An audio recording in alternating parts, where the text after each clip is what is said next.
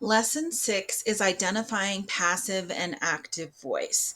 Now, generally, sentences that are written in active voice are stronger than sentences written in passive voice, but there are times when you would want to use passive voice, and we will talk about that in just a little bit here.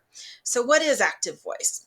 Active voice is when the subject doing the action comes first before the verb in that sentence, okay? Whereas in passive voice, the object that receives the action becomes the subject of the sentence. So the subject of the sentence is actually at the end of the sentence. Now, this weakens the sentence because it places the focus on the object that receives the action instead of the subject that is that the sentence is about, right? Okay, so examples. In active voice, we would say the boy bounced the basketball across the court. The boy is actually doing the action. He's bouncing the basketball, right? But in passive voice, we would say the basketball was bounced across the court by the boy. So the boy is the one bouncing the basketball, right? But he's over here at the end of the sentence. So now the focus is placed on the basketball being bounced across the court and not on the boy. So if that was our intention as a writer, that's what we would do, right? We would use the passive voice to do that. Now, active and passive voice are not the same thing as present and past tense. Present tense means it's happening now, and past tense means it's something that already happened. Okay. Voice is completely different. Active and passive voice allows a writer to focus on different things so they can write specifically to their purpose. So remember, we talked about the focus in this sentence being on the boy and the focus in this sentence being on the basketball. So if that was our intention, we would write in either active or passive voice, depending on what our intention is. So active voice is usually used when the person or thing performing the action is unknown or just not important. Okay.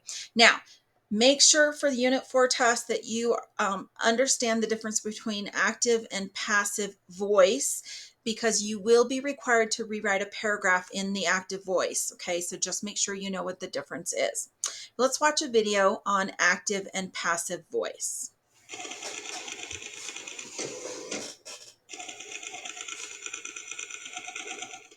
Sheesh, politicians these days.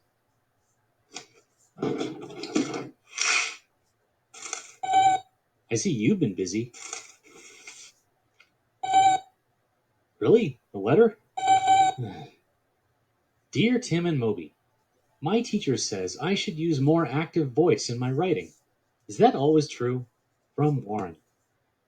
Hey Warren, voice has to do with how we construct sentences. Specifically, how we string together the subject, verb, and object. Swapping the order of these elements can turn a sentence from the active voice to the passive voice. Usually, the subject is the doer of the verb. It's the person, place, or thing that performs an action. The object receives the action of the verb. Sentences where the subject carries out an activity are in the active voice. Well, because the subject is literally active. It's doing something, like reading or shredding, spying, buying votes. You're in a lot of trouble, bucko. In the passive voice, we swap the object with the subject. So the action of the verb is performed on the subject. The newspaper is read by Tim. Yeah, it sounds pretty clumsy, and it's wordier than the active voice. We have to shift the verb to the past participle, link it to the subject with a form of to be, in this case, is, and link it to the object with a preposition, like by. You can change the voice of almost any sentence. Mayor Doby buys a vote is active. We can switch it to the passive. A vote is bought by Mayor Doby. In most cases, active voice will sound cleaner. That's why teachers recommend sticking with it. Passive voice is grammatically correct, but the active voice is usually stronger and more dynamic. Just look at what the district attorney is saying. I will not tolerate corruption in any form. Not corruption in any form will not be tolerated by me.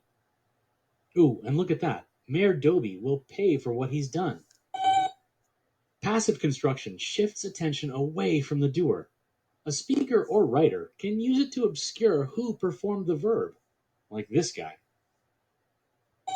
Right, mistakes were made is passive, and it's unclear. We can't even tell who made the mistakes. What a weasel. Sure, passive voice is fine when mentioning the doer isn't possible or necessary, like when he's unknown or totally obvious. That's a good point. Sticking with the active voice for too long can feel overly forceful. I mean, just listen to this DA. The mayor is guilty. I will prosecute him fully. Authorities know where he is. Man, that's getting repetitive, isn't it?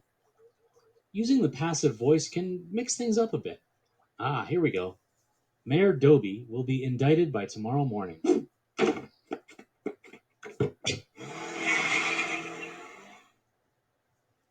Huh. I see you finally took off that silly disguise.